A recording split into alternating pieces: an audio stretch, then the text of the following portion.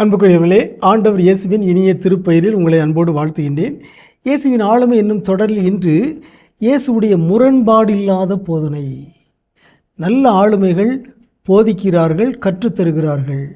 நல்ல ஆளுமைகள் முரண்பாடு இல்லாமல் போதிக்கிறார்கள், முரண்பாடுகள் இல்லாமல் வாழுகிறார்கள். இயேசுவிடமிருந்து இதை நாம் கற்றுக்கொள்ள வேண்டும். இயேசுவுடைய தாரக முழக்கமாக என்ன இருந்தது? செய்வதை சொல்கிறேன், சொல்வதை செய்கிறேன். நல்ல ஆளுமைகள் அதை சொல்கிறார்கள். சொல்வதை செய்கிறோம், செய்வதை சொல்கிறோம் என்பதே நல்ல ஆளுமைகளின் முழக்கமாக இருக்கிறது. இயேசுவுடைய வாழ்வில் அவருடைய போதனைக்கும் அவருடைய வாழ்வுக்கும் முரண்பாடுகளே இல்லாமல் அவர் வாழ்ந்தார். மார்க் நற்செய்தி 10:44 நாம் வாசிக்கின்றோம். உங்களுள் முதன்மையானவராக இருக்க விரும்புகிறவர் அனைவருக்கும் பணியாளராக இருக்கட்டும் என்று போதித்தார். அவரே அதை செய்து காட்டினார். தன்னுடைய சீடர்களுடைய பாதங்களை கழுவி அவர் பணியாளராகவே மாறிவிட்டார். யோவான் 15:13 நாம் வாசிக்கிறோம்.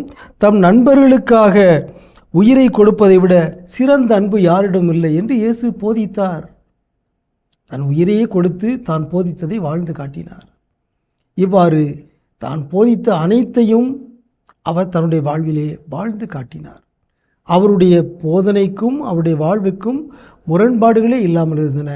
அதுவே சிறந்த ஆளுமை, அதுவே ஒரு சிறந்த ஆசிரியருடைய பண்பு, சிறந்த போதகருடைய பண்பு.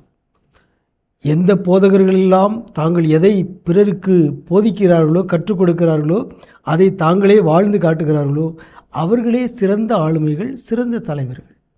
நல்ல தலைவர்களிடம் இத்தகைய முரண்பாடு இல்லாத வாழ்வு அமைந்திருக்கிறது. இயேசு அனைத்து தலைவர்களிலும் அனைத்து ஆளுமைகளிலும் பேராளுமையாக விளங்குகிறார். அவரிடத்தில் முரண்பாடே இல்லை. அவர் போதித்ததை வாழ்ந்தார், வாழ்ந்ததை போதித்தார். அவரே சிறந்த பேராளுமையாக இருக்கிறார். அவரை நாம் போற்றி புகழ்வோமாக. அவரை போல நாமும் வாழ்வோமாக. உங்களுக்கு அமைதி உரித்தாகுக.